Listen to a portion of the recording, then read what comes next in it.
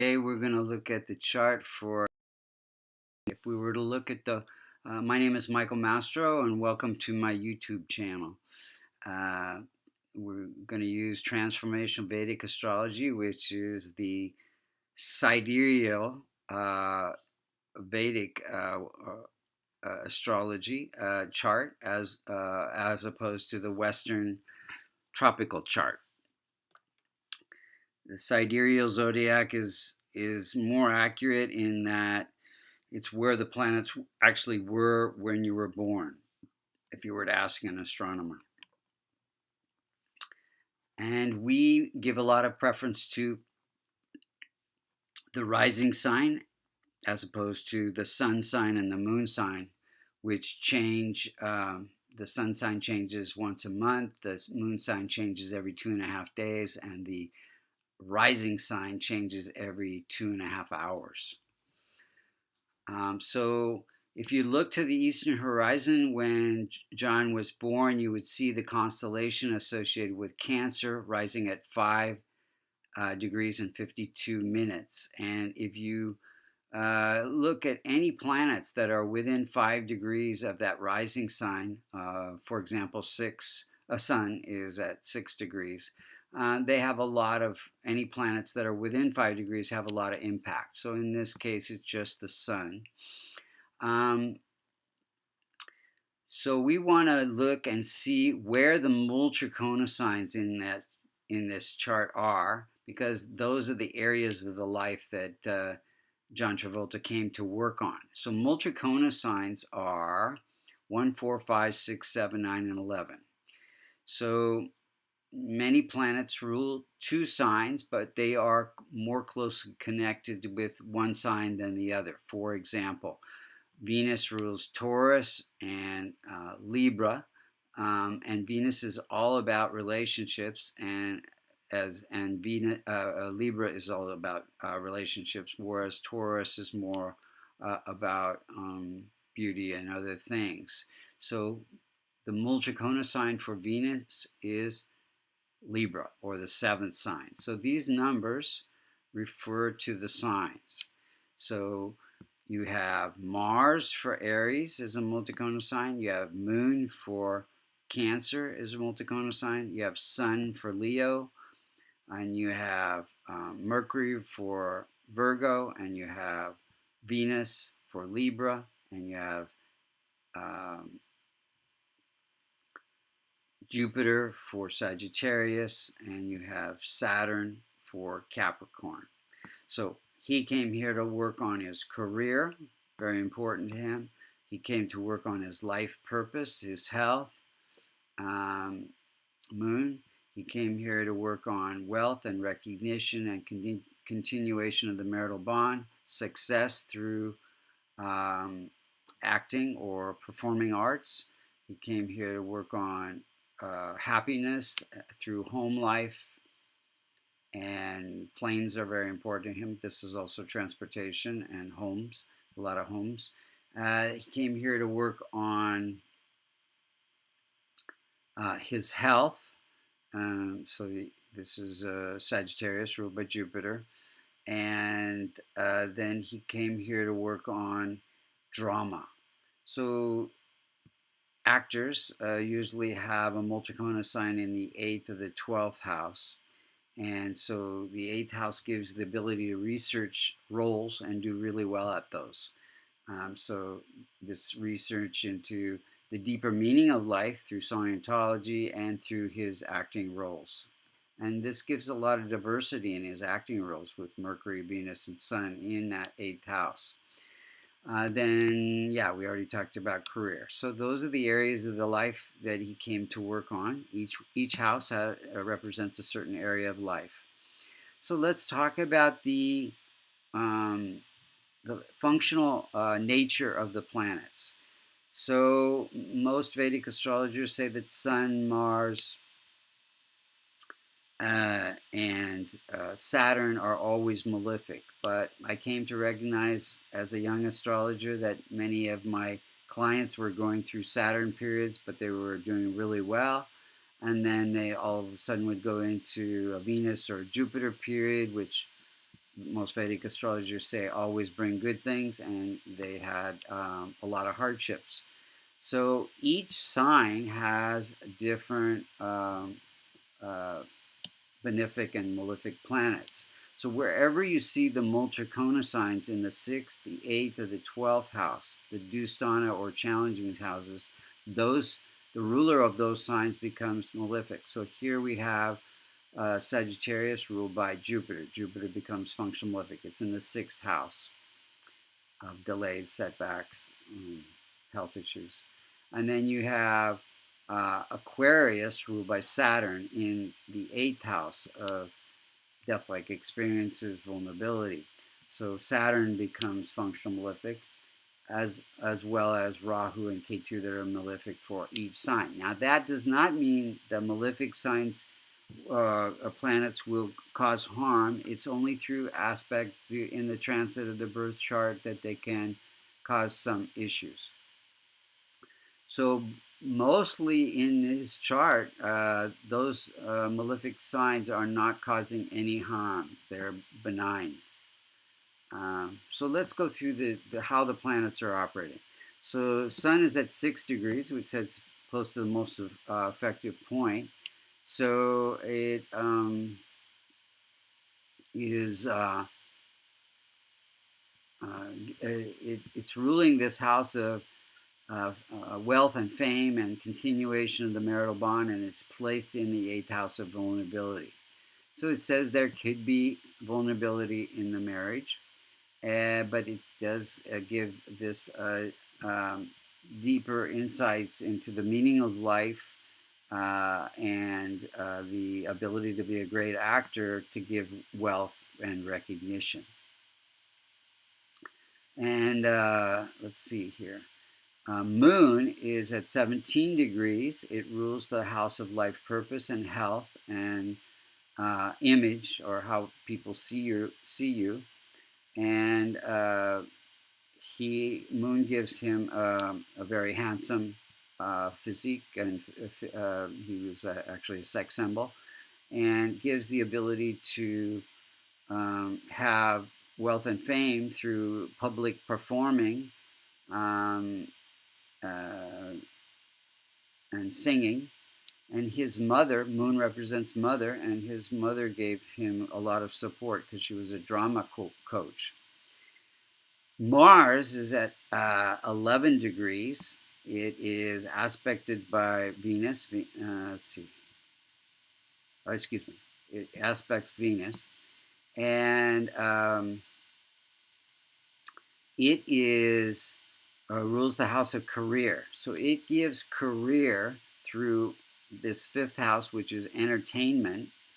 And Mars itself represents courage to act and also take on roles that give a lot of passion and action movies.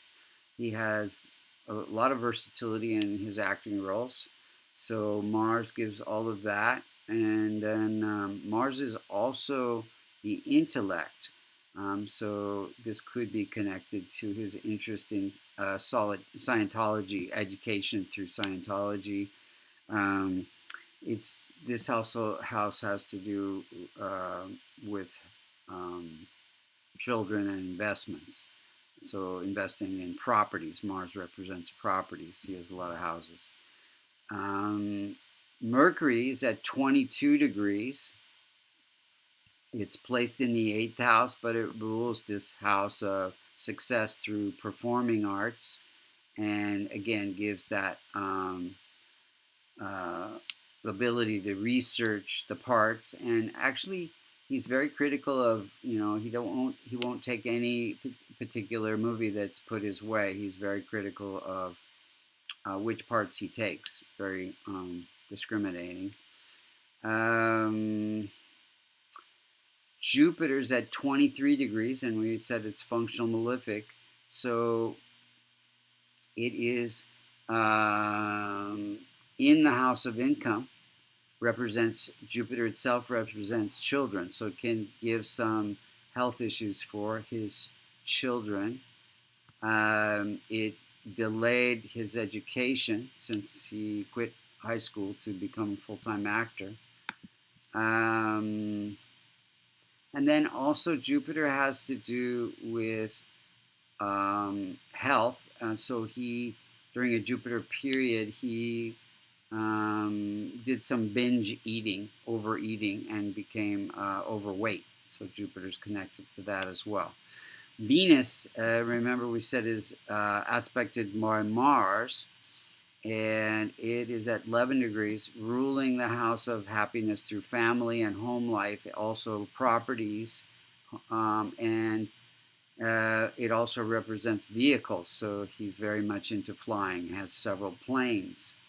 And Venus also represents wife. So being in a house of death-like experiences gave long-term illnesses to the loves of his life. He had two relationships with women who died of breast cancer. Most recently, Kelly, his present wife, passed away. So let's see here. And his first love was Diana, who was much older, but when he was very young, died in his arms. So then Saturn represents, it is functional malefic as well, rules the 8th house of death-like experiences, obstacles, and research, and windfalls, and it is placed in a house of happiness and home life. So it gives some death-like experiences for the family. He lost a son. Remember, Jupiter is sun, and he lost his two loves of his life. And Saturn also could have to do with his research into deeper meaning of life through Scientology. Rahu and Ketu always opposite each other. Rahu in the house of relationships can give some unusual relationships. His first relationship was with a much older woman. He also, Ketu being in that first house can bring some confusion about his identity. Apparently he's bisexual, reported to be. And the balancing of Rahu and Ketu. Ketu is aversion to his persona and more in the desire for relationships. So let's look at the timing events, because not everything happens at once. In 1975, he got his first biggest acting role in Welcome Back, Kotter. And then also became involved in Scientology. And this was during a Rahu period. So Rahu gave, this house has to do with relationships with agents and getting parts and roles. And so Rahu gave that ambition for these relationships that led to his success in acting. In 1977, that first love of his life, Diana, died of breast cancer.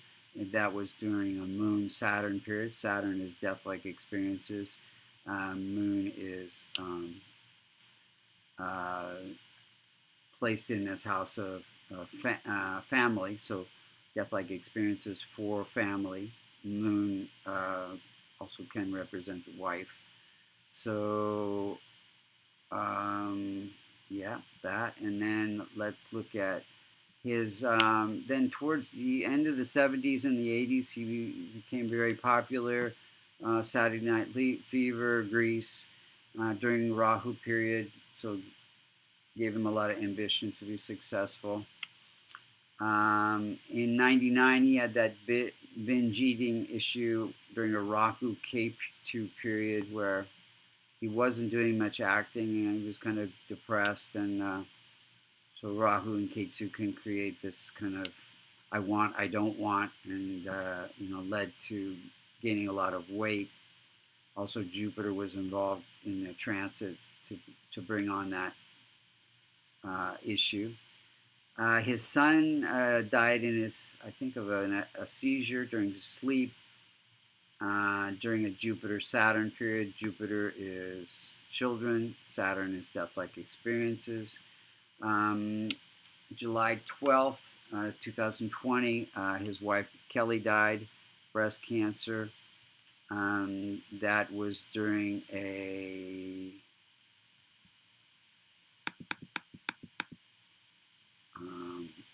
Jupiter moon period. Again, Jupiter is illness. Moon is placed in this house of relationship, health issues for the relationship. And then also let's look at the transits at that time. So on the 12th of July, we have Sun moving through the house of endings and separations. And then we have Mercury and Rahu also in those. Rahu represent a relationship, end of relationship, and Mercury end of, creating some issues because Mercury is placed in the house of death-like experiences and vulnerability. But the biggest thing is that Rahu and Ketu are close to the rising sign degree. So they can, when they're within 5 degrees of the rising sign, they're at 4 and rising sign is 5. So they can afflict 6 out of his 12 houses. So they're afflicting the 4th house of family, the 6th house of health issues, the 8th house of death-like experiences and vulnerability, the 12th house of endings and separation, and the hospitalization, and then the 2nd house of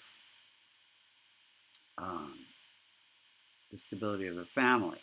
So all of those were involved, and as well as Saturn is afflicting the 7th house of relationship. So Saturn is longevity, so cutting short the relationship basically. So what can we do to strengthen the chart? We want to strengthen or transform the malefic planets. So Jupiter, we want to. He had the John Travolta Charity Foundation, so giving to spiritual organizations, to Scientology in his case, and then Saturn, giving to those people who cannot help themselves, Ganesh chants or any kind of chanting for Jupiter, Saturn, Shiva chants for Saturn, and then Rahu and Ketu also. So Rahu would be Shiva chants, giving to those who cannot help themselves, and Ketu, again, spiritual organization. So in his case, it was Scientology. So he was really doing the charities that were helping.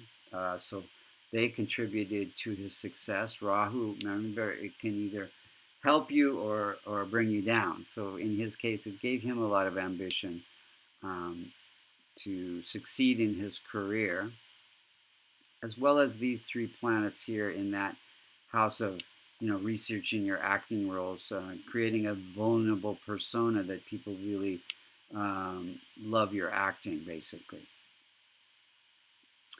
And the passion of it through Mars here, giving the passion to his acting abilities, his entertainment abilities. And then we want to strengthen Moon, Mars, Mercury, Venus, and Sun. You could do that with red coral, green emerald, diamond, ruby, and pearl. Or you could wear a kavash, which is a locket, silver locket, containing the Devata yantras for those planets, which is a much more economical and balanced way to strengthen the benefics. So thank you for listening to Transformation Vedic Astrology. My name again is Michael Mastro. If you would like to get your chart read, you could go to www.vastucreations.com. Or if you'd like to learn and become certified as a Vedic astrology, you can see this method of astrology is very direct, cuts through a lot of issues, and gets to a good result very quickly. So, American Institute of Vastu, you can learn and become certified in transformation Vedic astrology. Again, thank you for listening.